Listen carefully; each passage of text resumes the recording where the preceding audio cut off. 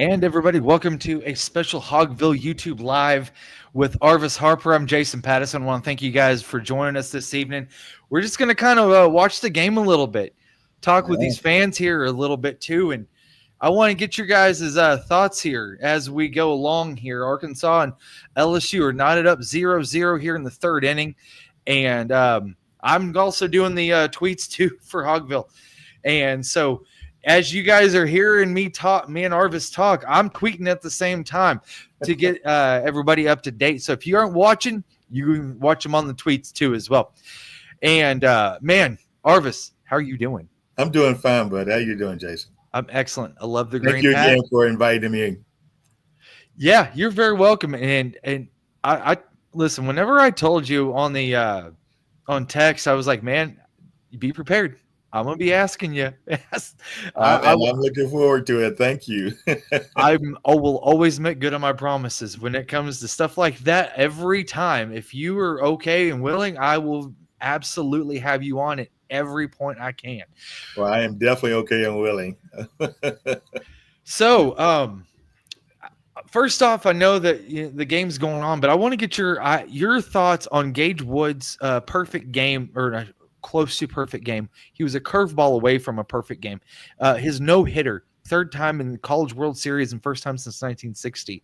Mm-hmm. And I can say this with full honesty. That was well before your time too. Yes, it was. Well before my time. Yes, it was. Trying to keep you young, my friend. Thank you, buddy.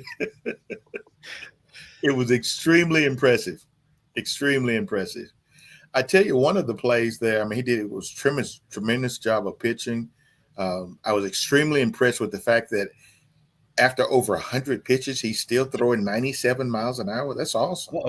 Uh-oh. Is it?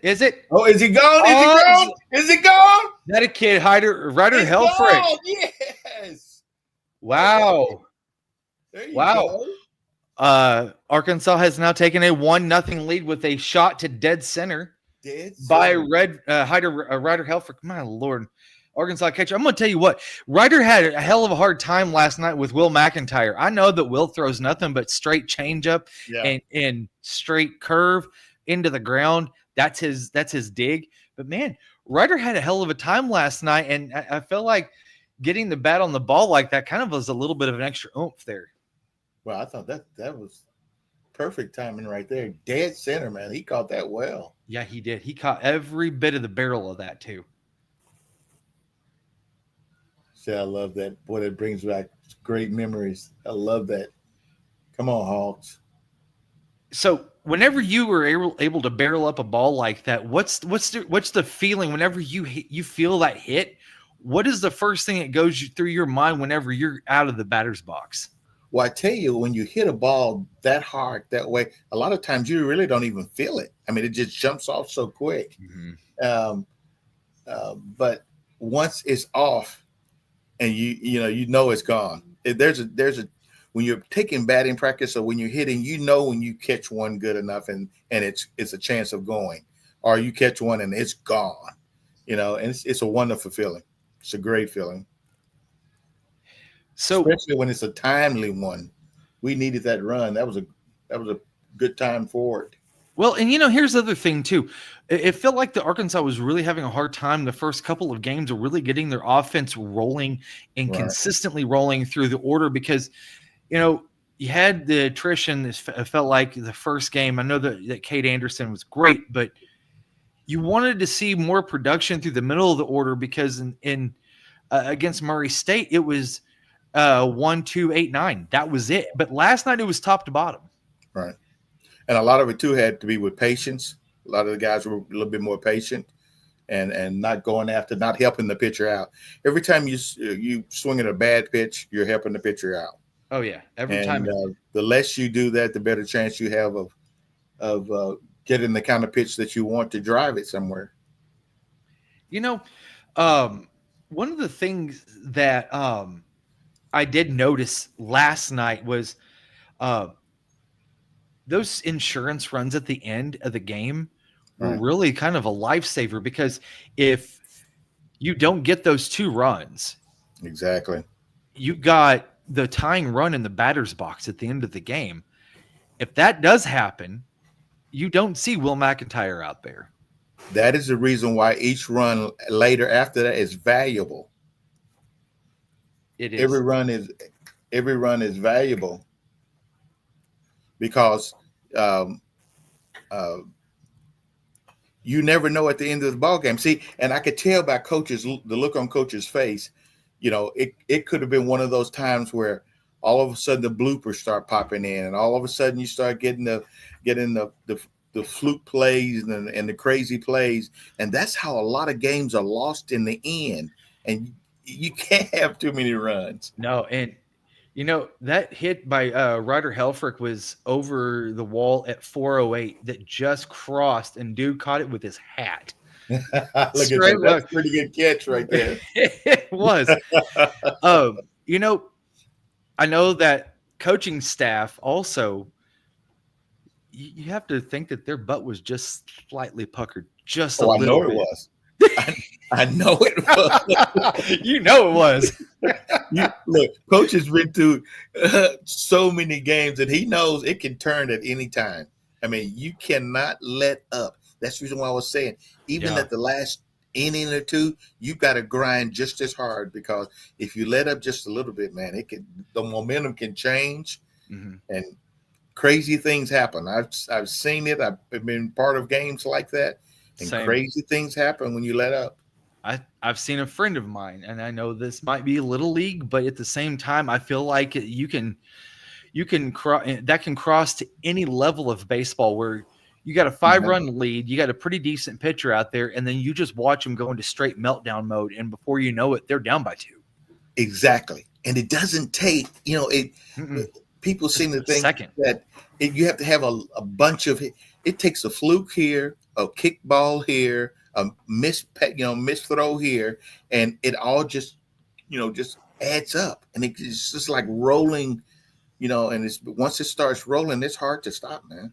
That's why Dave took out Zach Root first inning and 2/3 against LSU, because they were doing exactly that. There was a bunt into no man's land, which actually was a really good bunt. There was a little flare out to left. Right, exactly. That dropped in 2 walks, and before you know it, that's 3 runs, and you have to stop the bleeding. Now, can you imagine if we were up only by 1? See, you cannot let up, especially when you're playing teams like in the College World Series. You can't let up. These guys are not going to let up. You've got to the last out. Yep. Wayne Hagan. Hey, Arvis. Good to see you. North Little Rock.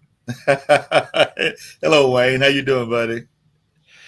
Hey, you know what? And I want to bring this up too really quick, because I read an article today, and I know it is baseball related. It's Arkansas travel.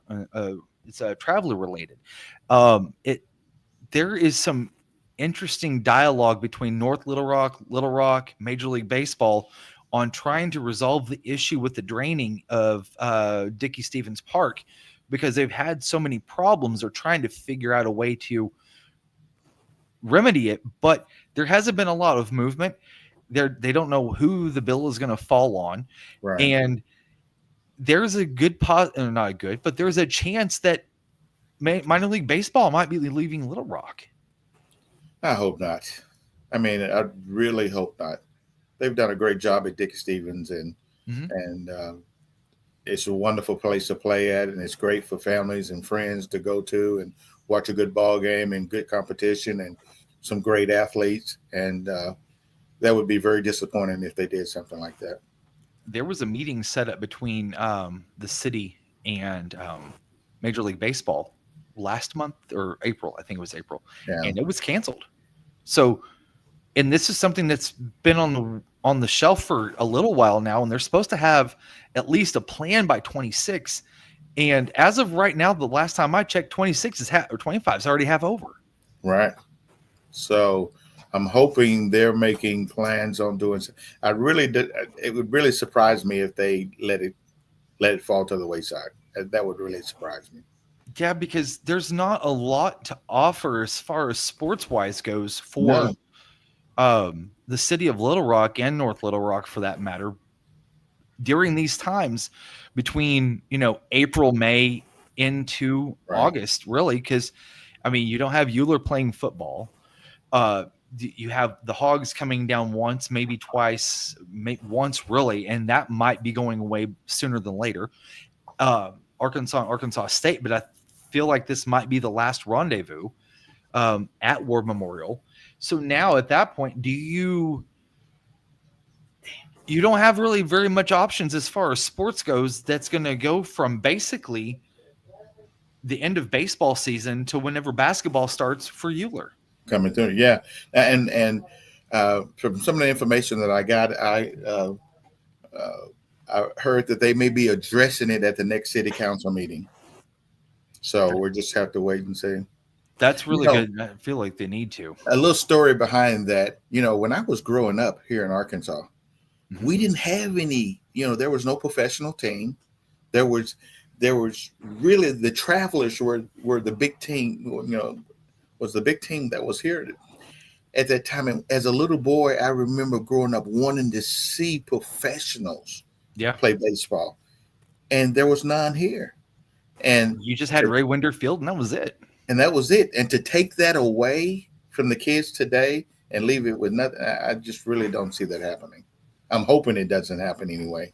Yeah, and I think that there's also, I understand the argument in the article that I read where this needs to be addressed, but I felt like that the writer was also kind of topping on the fact that there hasn't been any real development along the river. There hasn't been any real development to try to bring in more tourism. That's right. Another thing that I think that Sarah Huckabee Sanders has got to look at too, because that thing's right in her backyard. Mm-hmm. Well, they were talking about, breaking ground for that new convention center, so that's exciting. So I'm really hoping that they don't take away baseball. That's just, we're going to have to really push for that and make sure that doesn't happen. Not only for us, but also for our kids. Kansas City's having the same problem right now too, because they're trying to keep the Royals and the Chiefs in Jackson County. Right. And you've got Frank White that is pushing to get them out because there's such a disparity in how much the county is paying versus how much city of Kansas City is paying. And they're reaping more benefits than Jackson County is. So whenever you got a county that's footing the bill for $56 million a year, right, and you're only getting 6 back, there is other than bringing in more dollars into that area for food, different things that the Jackson County has to offer, it's still not really adding up as far as dollars and cents goes. I do understand where Frank White is coming from. I really hope that you don't see the same thing happen in Little Rock. I hope so. I hope not. I really hope not.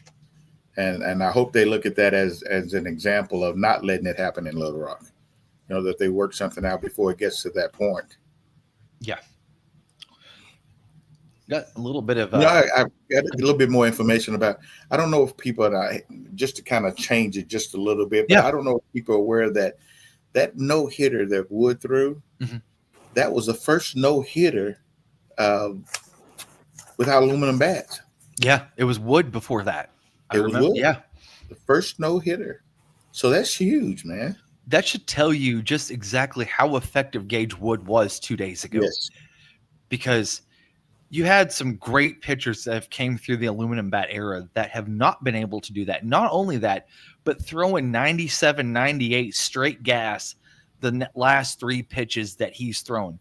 That Ryder Helfrich, I'm just going to go there for just a second. That Ryder Helfrich was not giving a sign. He just knew exactly what Gage was going to throw, and he was just hoping to be able to stop it. Well, what was impressive to me was the fact that the confidence he had. He had the fire. He had we call it the dog in him to say that I don't want to go home. And he was willing to leave it all out there. And he did. He did a great job. He did a great job. He did. I want to thank everybody for joining us this evening. I got Arvis Harper here, a special guest here on a Hogville YouTube special. We're in the triple digits as far as eyes go right now. And so if you could really say there's two eyes, so it's over 200. So that's nice. We're kind of also peering into the Arkansas LSU game. Arkansas is up 1-0, bottom of the fourth with one on and one out with LSU at the up to bat.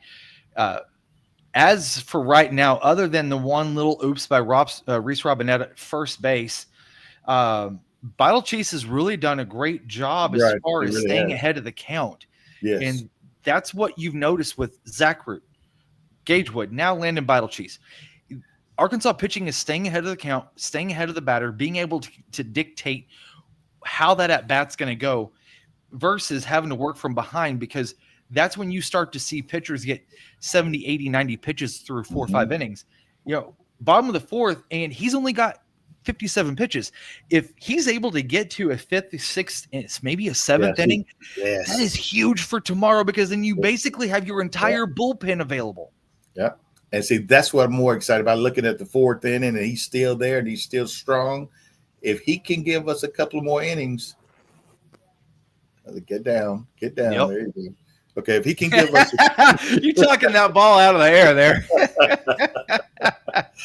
I'm used to doing that. I've done that for quite a few years. But if he can give us a couple more innings, that's what we ask for. That's really what you want from your starting pitcher. At least 5, and if he can give you more, great. But at least 5, and that way we won't have to put so much pressure on the bullpen. Yep. Okay, really quick. And we talked about this the last time that you were on, but I feel like it's necessary that we talk about it again. Okay. What is the story behind your hat? Well, when I was asked to come to Fayetteville to throw out the first pitch, yes, it was during the Black History Month, and I threw out the first pitch. When I was getting ready to go out, they wanted me to go by concession area to get my hat and get a few things. And when I went there and I got my things, this young lady handed me this green hat. And I looked at her and I said, well, wait a minute. Our colors are red. Why am I wearing a green hat? Yeah. And she said, we want you to wear the green hat so that everybody in the stadium will be able to recognize you as the Trailblazer. So I said, oh, okay, that's great. I like that. So I put it on, and when I went out and threw the first pitch, and after that, I walked around the whole stadium, and everybody got a chance to, and everybody that saw the green hat knew I was the Trailblazer, and it was pretty cool. I was very thankful for that. I wasn't aware of that at all, and it is a keepsake for me now. So when someone sees me with my green hat on, that is, Arkansas fans, I'm not changing colors. So, yeah, because you've got those yellow hats out there too that float around. Yellow hats? What are the yellow hats? They've got alternative yellow hats also. Really? Yes, they do. Oh, it looks good too. I haven't seen a yellow hat. Solid canary yellow on red. Oh yeah, it looks really good. Okay, I have to look for those then. Oh, that one's a good one too. I really wish that they would do a actual jersey top that's canary yellow with razorback red. I know that sounds odd, but yeah, hear that me would out. be different. That would be a little different. Hey, listen, if you can get away with anthracite in football, you can get away with canary yellow in baseball. True. Oh my gosh. I want to thank everybody, joining us this evening. And I know that we started just a couple minutes late, just had to do a little bit of bookkeeping here at the house. But got Arvis Harper here joining me this evening. We're kind of peering in on this Razorback game, yes, as it continues. And let me double check on this really quick here, because I didn't catch that. So yeah, it's you've got Beidelschies now through 4 innings. Yes, that's huge. Now it's a bonus. Everything after this is a bonus, as long with no runs. Now try to stay away from a big inning or anything like that. But any good innings after this is a bonus. It is, and I'm going to tell you, if Arkansas pulls this out, I might have to do this again tomorrow night. Nah, I'll be ready. Listen, I'm all weird about this whole superstition stuff as well. And if you want to talk about superstition, that goes hand in hand with baseball players. End of Yes, it story. does. What is one of the weirdest superstitions that you have ever seen? Oh God, I had one guy when I was playing with the Astros, Mhm. and he wore the same underwear and T-shirt Uh-huh. for every game we won. And so like if we went on a 10-game winning streak, he wore it for 10 days. Oh God, he Didn't had to wash smell. them, didn't anything. He put the same clothes on. We tried to stay away from him.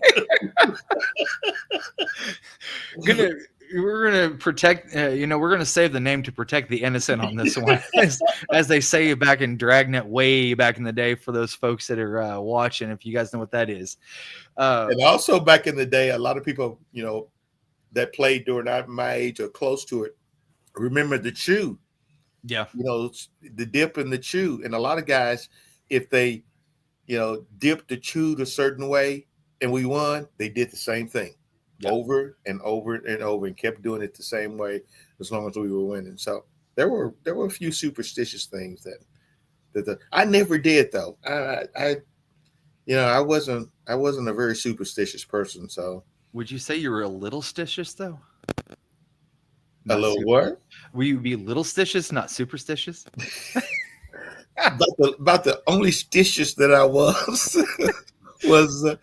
I would probably wear the same sleeves, but I would make sure I washed them. Okay. I didn't get any new sleeves.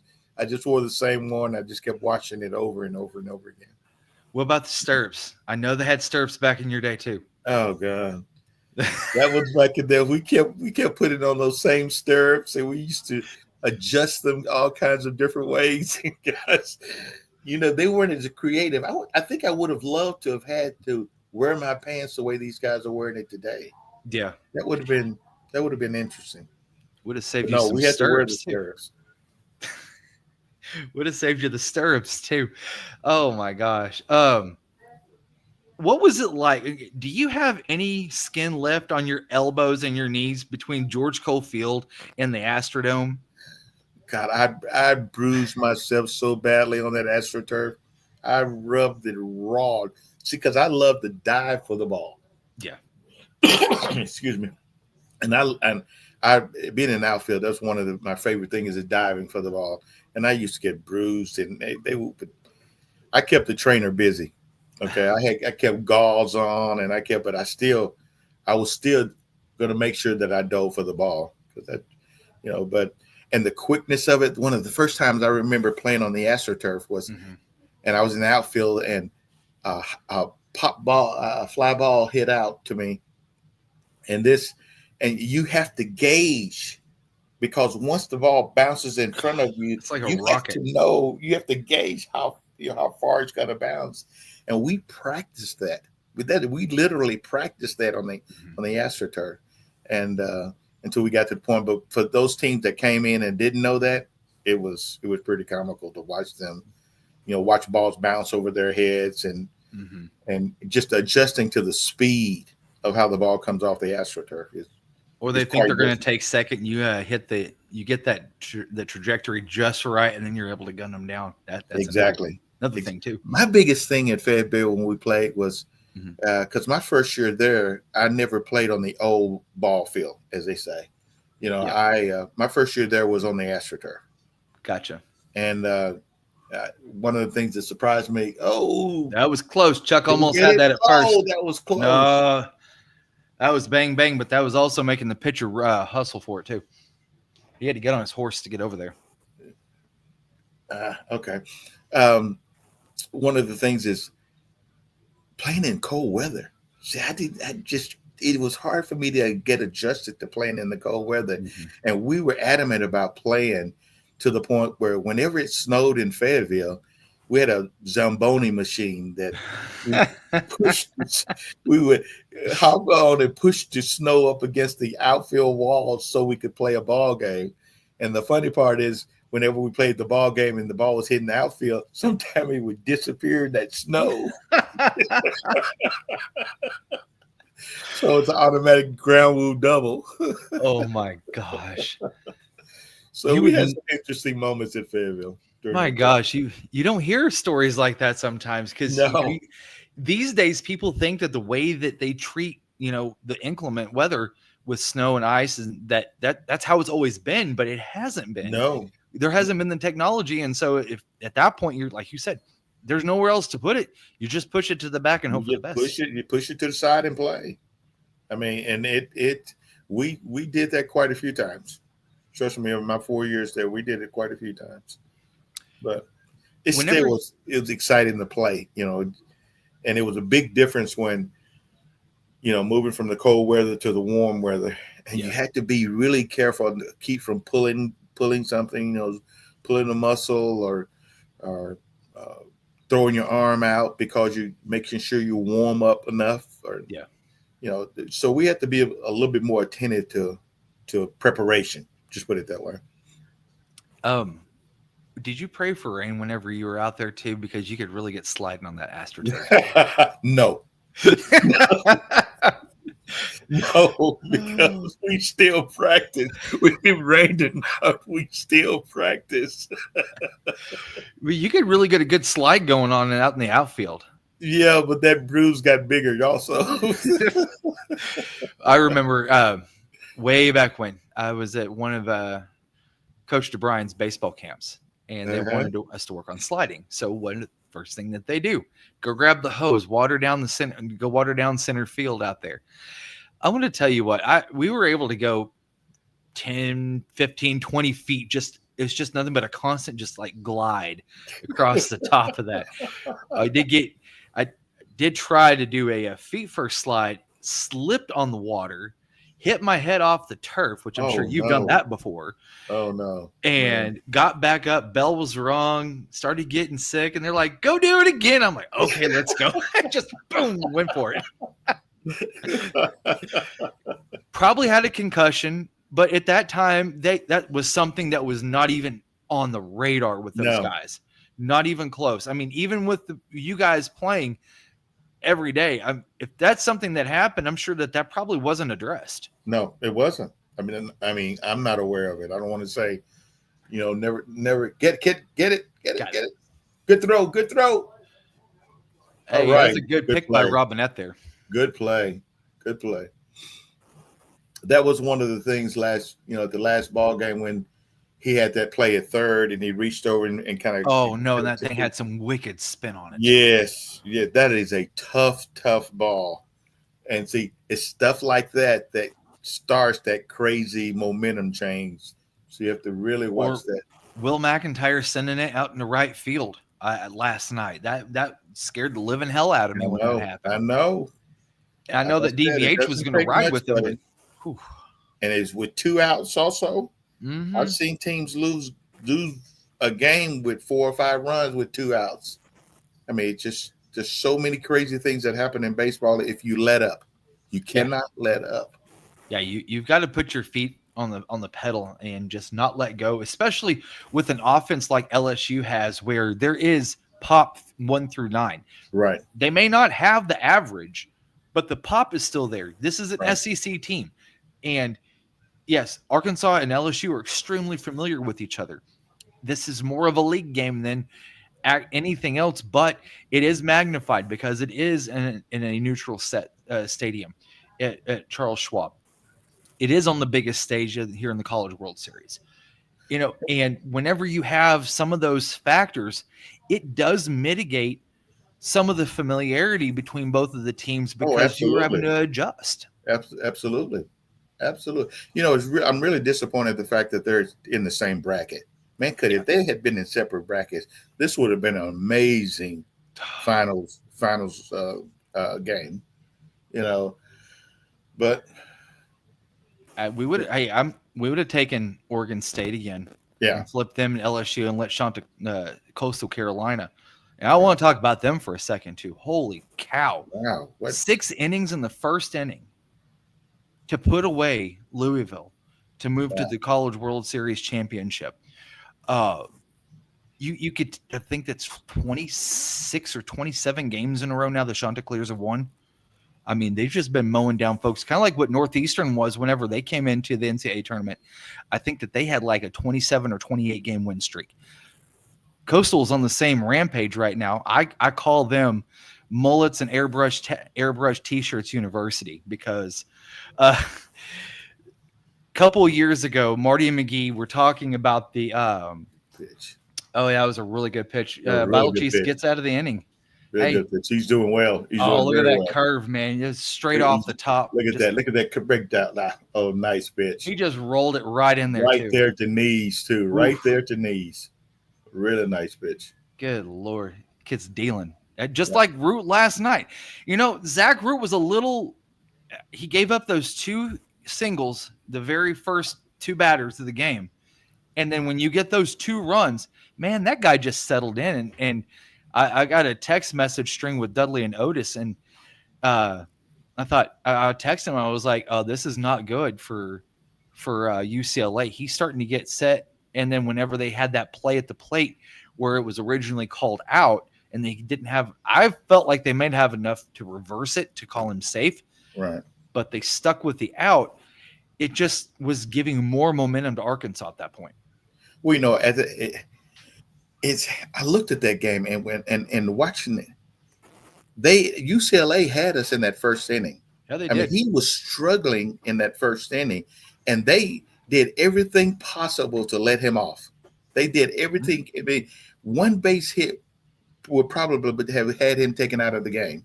Yeah. But that was, you know, I played a lot of baseball, and that play stealing home, in my opinion, was one of the craziest plays I have ever seen, because bases loaded, you got 2 outs.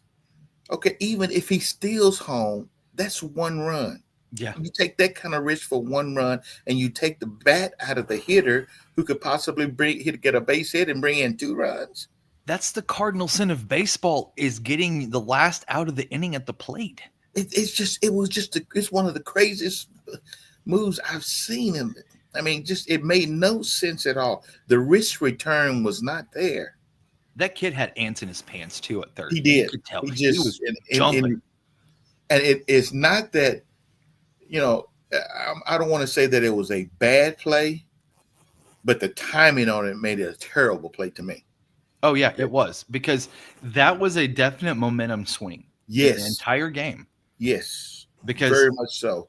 And if at that time they had gotten a base hit and scored 2 runs, then he was gone. They would have gotten him out of the game. But because that didn't happen, it gave him time to settle down. And then once he settled down, he was really good. UCLA was under his skin that first inning. They were, because you could tell every time he grabbed, whenever Zach went to catch the ball, he was always slapping at it. Yes. You know? And I thought, oh boy, this isn't good. And I had the Bob Uecker play-by-play in my head from Major League. Whenever I saw those first 2 singles in the first, the first thing I thought was, oh shit.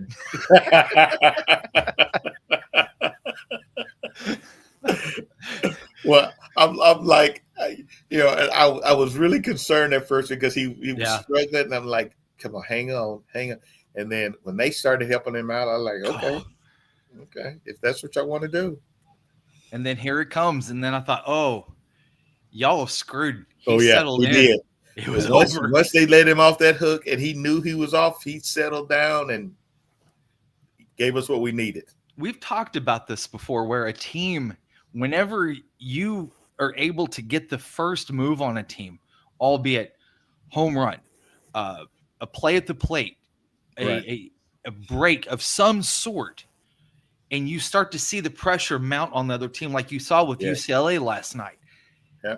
Arkansas has got to do that now with LSU, because these guys are good. Don't get me wrong, but the thing is that whenever you finally get a little bit under their skin and make them feel a little bit uncomfortable, that's when you start to see really good teams make some mistakes. That is, Arkansas's got to put some more pressure on LSU so they can get a couple of breaks like that. And see, the way you put pressure on good teams is not by 1 run. Okay, you got to be 2, 3, 4 runs up. and make them start pressing. But see, no good team is nervous or concerned at all if you only one run up. No, One run can change one swing of the bat. So yeah. We need some more runs to put pressure on them to make them start pressing themselves. And there we look at that, man. How about that hitting against the shift? I love that. Great hitting right there. Hitting against the shift. Goodness. The shift was over there. Yeah. They didn't do that when I played. That was illegal when I played. Oh my gosh. You couldn't shift like that, man. Two guys on one side. When did they? So whenever you were playing, when did they were you able to do that in the MLB or no? Wow. I can't remember when they did that, but they weren't able to do that when I was playing. No. Now the only shift would probably be the third baseman sliding over a little bit and leaving that line. But for the second and shortstop to be moved, no. Goodness. Can you imagine? Excuse me. Can you imagine back in the day with some of the great hitters if they had put the shift on? A lot of those guys wouldn't have the hits that they have. Yeah. One of the most notable that comes to mind would be Tony Gwynn. Yes.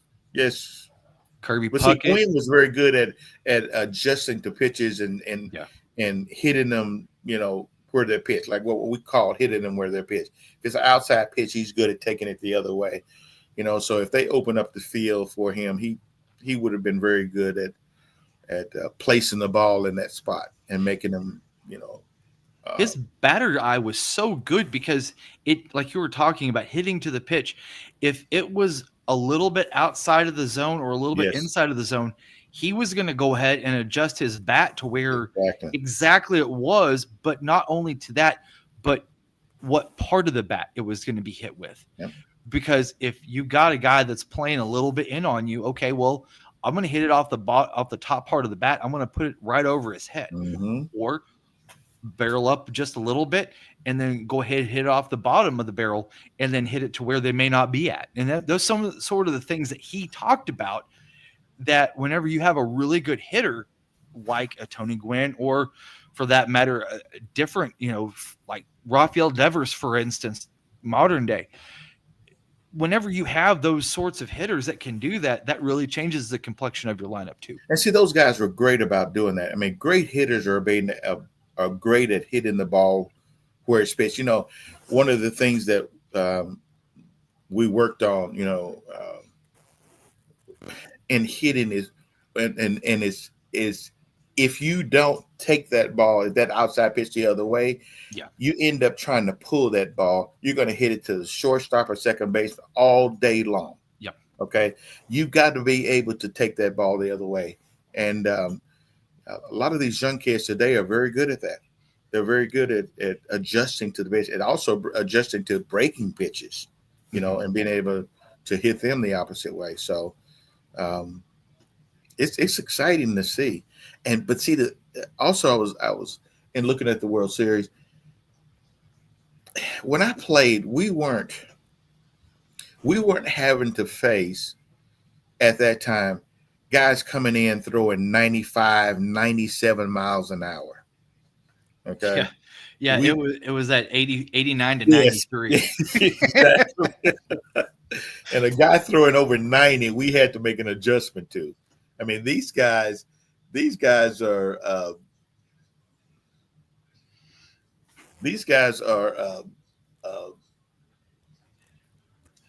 throwing, the relievers are coming in throwing 97. Okay. And back in my day, when the reliever came in, we had to adjust to him because he was usually the junk pitcher throwing curveballs and change-ups and sliders. And it really wasn't the heat throwing. Very seldom, every now and then, we would have someone come in relieving the throw really hard pitches, but not as much as these guys are seeing it today. So you get adjusted to it. I mean, you'd be surprised if you see a 95 mile an hour enough. you get adjusted. You adjust to that speed. Gary Sheffield, one of the first people that I think of. It doesn't matter how fast you threw it at that guy. Yeah. If he finally got the timing on it, he had enough barrel that he could get it across and put it right out of the park on you. One of the hardest hitters, him and Fred McGriff. I saw Jeter do something. I think it was Jeter that did it. And I wish I had been able to do it, but Jeter would have a gun, a speed gun behind the pitcher as he was warming up, getting ready. And they would be able to see how fast he's throwing it.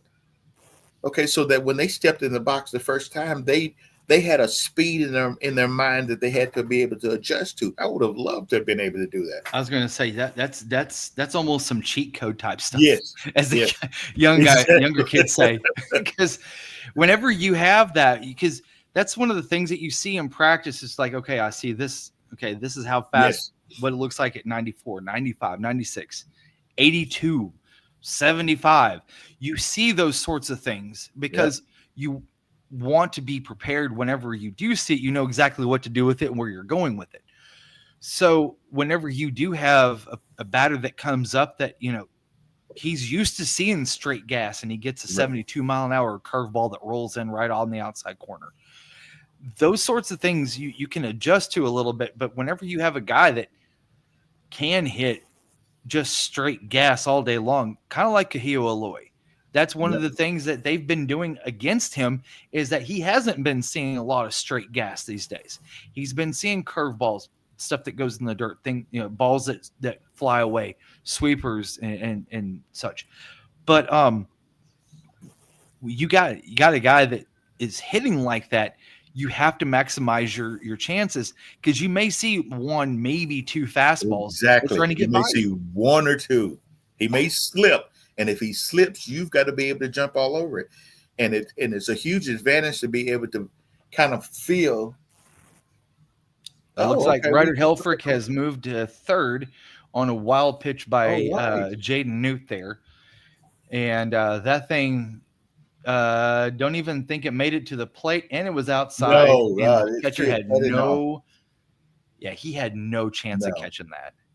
No. Especially with that wide stance like that, because that's okay.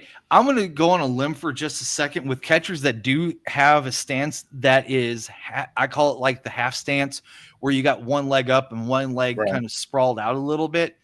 Your lateral movement, I feel like, is not as ranging as you could. They kind of pin themselves inside the black part of the plate there on both sides. Whenever you have that long straddle like that, you can adjust to that. And you make more scooping. You saw him trying to scoop it instead of get his body in front of it. So he didn't have the lateral movement to do it. I thought that was Ryder Helfrich. I do believe that is Logan Maxwell that's on third right now. So Arkansas's got a prime chance. You know, Jay Johnson. This would be a big run for us right here. Big run for us. It could be very big. And you know what? This almost reminds me of Tennessee when Cam Koshel took home on that wild pitch. Something like that happens again. This could be that very break that Beidelschies needs to have a little bit more comfortability. I totally agree. At the mound. I totally agree. And see, it also takes some of the pressure off of our pitcher coming in when you got more than one run. Oh, here we go. Got the Tennessee tactics out there now. Got to stall a little bit. Hold on. Throw a beach ball out there real fast. That'll screw them up. No. Oh, this is a good spot for Cam Koshel here. This is a really good spot for him. Big play right here. We need it right here. 2-2. Oh yeah, this is a fastball.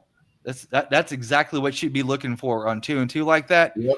I'd be looking for fastball. Now I'll be looking for something in the dirt. Try to get them to see. Right now, with 2-2, I'm guarding that plate. Okay, and I choke up a little bit on the bat, and now all of a sudden, I just want to hit that ball somewhere.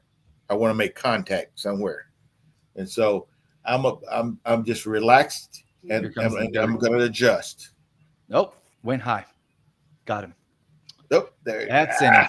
See, and that's another thing. They did that yesterday with Murray. Say those high pitches.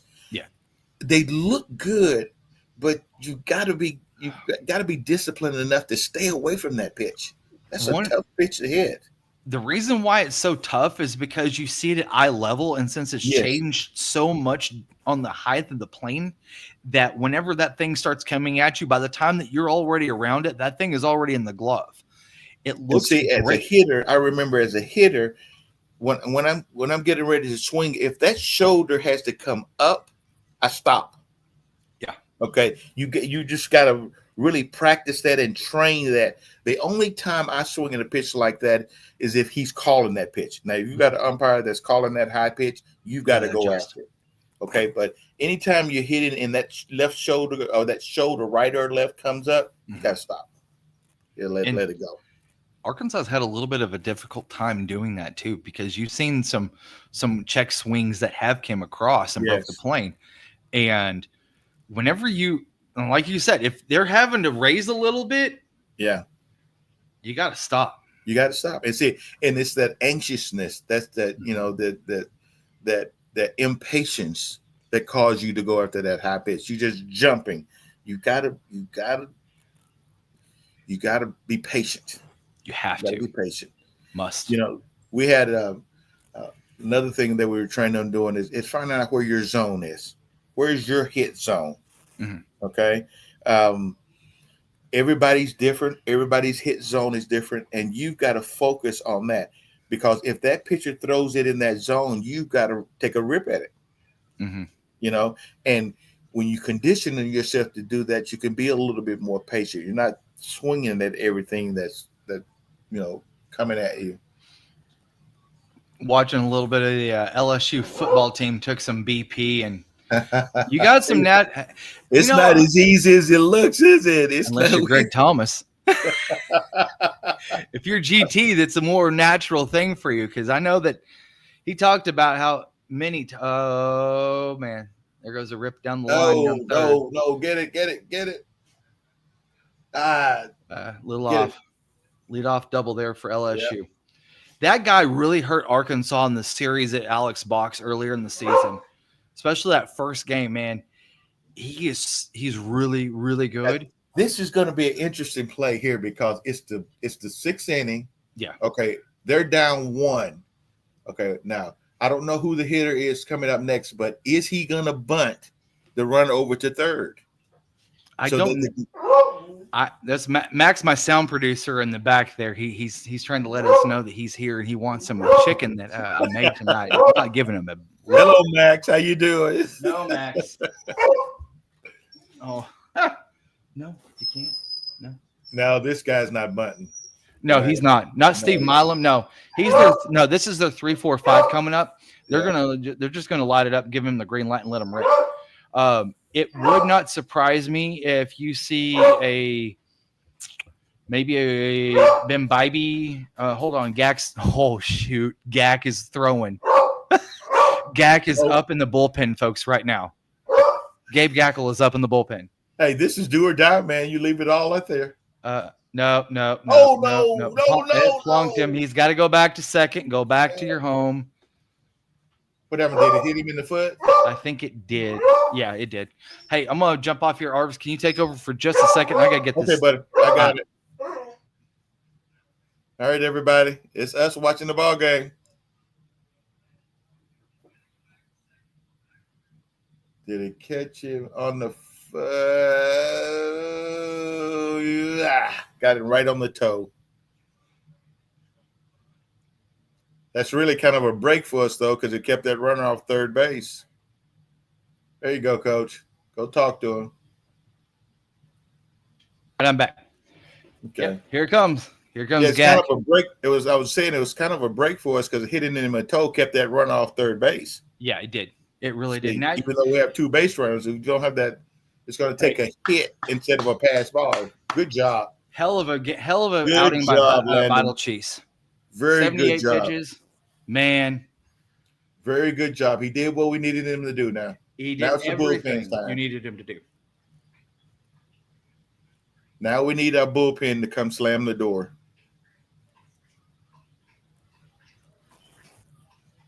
Going to put a tweet out here real quick. Okay.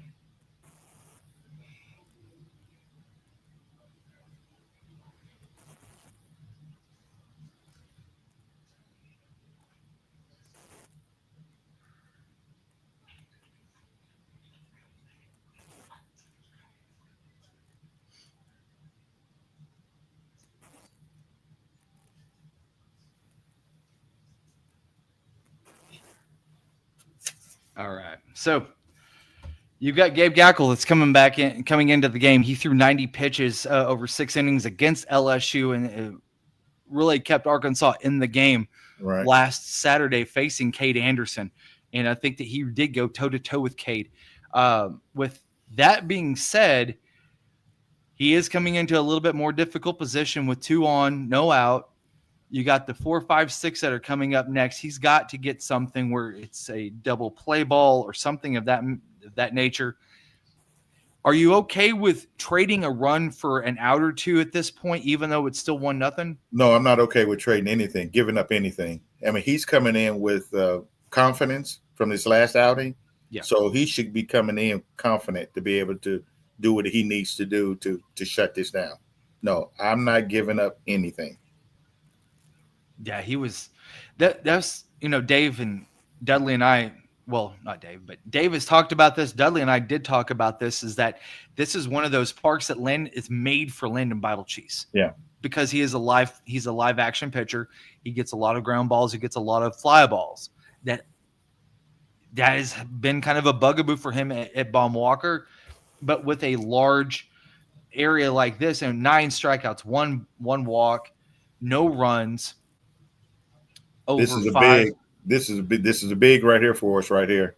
Yeah. This could win us, he closes it out, could win us the game. And this is a spot for Gabe Gackle too, because he's not starting the game. He's coming in long relief at this point. I don't foresee them trying to only use him for an inning. This is one of those. Yeah, there is the bunt. Yeah. Down. All right, 1 out.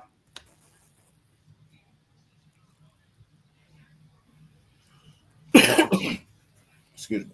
This is a little bit of a precocious situation, because now you're having to look in one instead of just rolling up a double play at this point.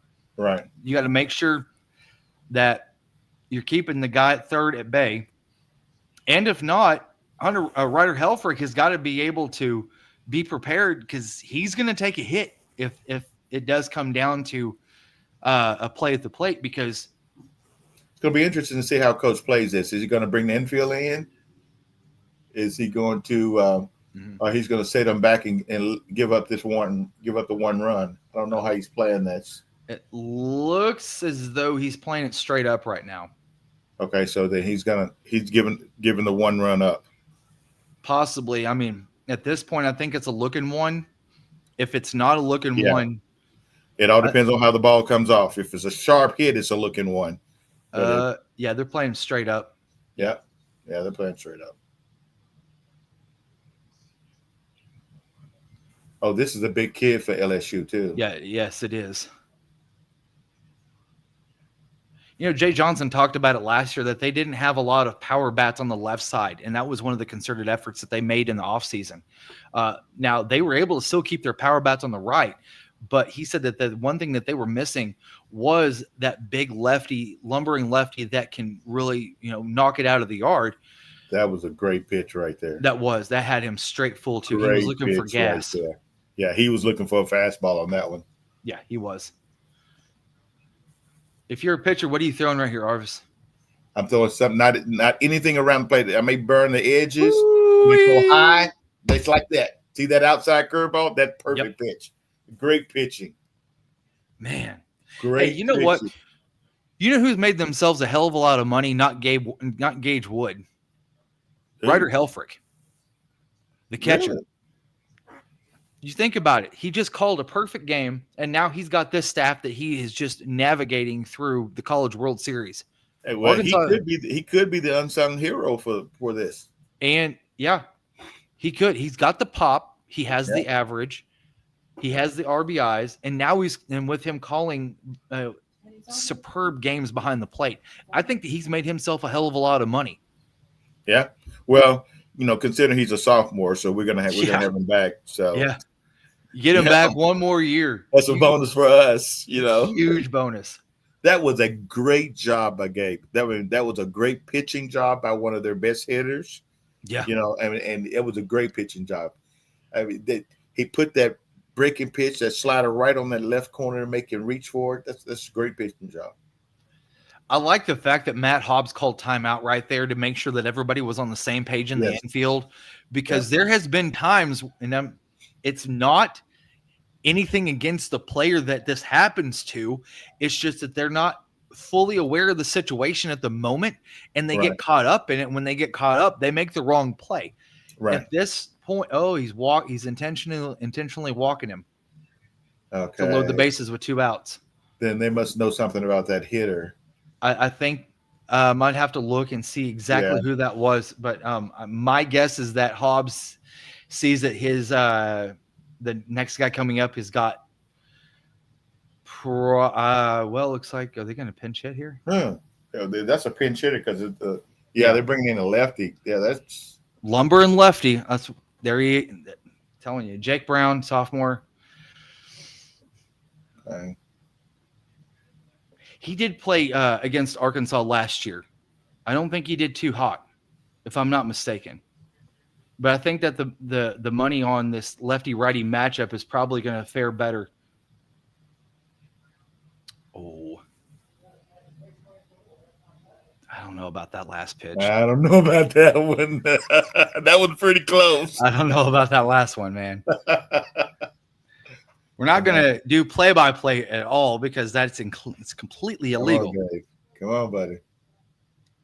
Come on. Oh, yes. Yeah. 96. That's awesome, man. See, there's no way. If I came in, there's no way I'd take a pitch. I'm just because I know he's trying to get ahead of me. You need contact at this point. That's all you're trying to make is some contact. No. Dadgummit.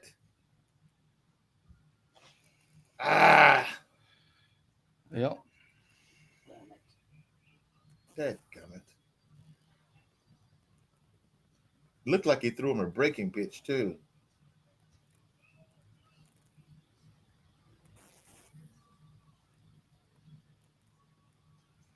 Like to see that again, see what he threw him, because he.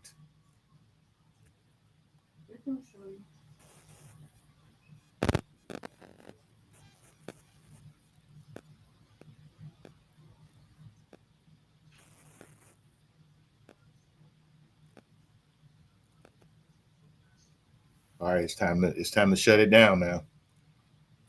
Come on, Gabe. Good pitch. Shut it down. Let's get this out and get out. He with just one run ahead, should I say. Well, now you're going to have all the self-doubters out there that are going to, up. Got him. Clipped the cleat.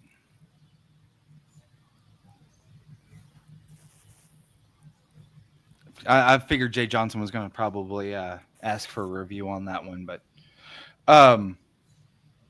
you're going to have some self-doubters out there that are going to start posing the question, should Dave have walked the LSU batter to load the bases? See, that's kind of self-guessing because you didn't know they were going to put in a left-hand switch hitter. Yeah. I mean, a pinch hitter, the left-hand pinch hitter.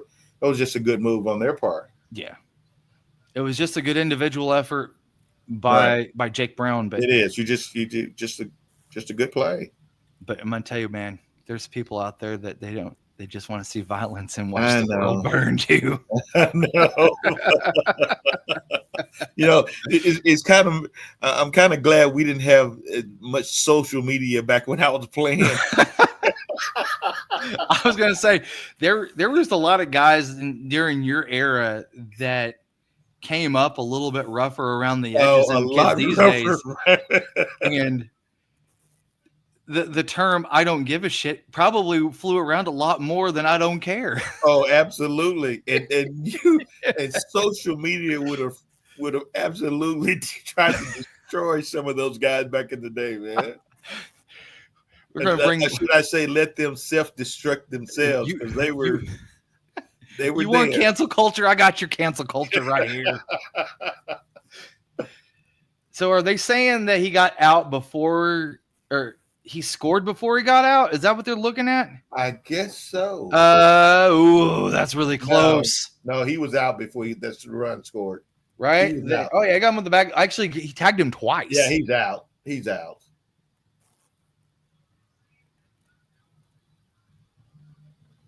Yep, out before before the run. All right. Yeah. That preserves a 1-run lead for LSU. Arkansas gets off the hook there. That was big right there because another extra run would have. Yeah.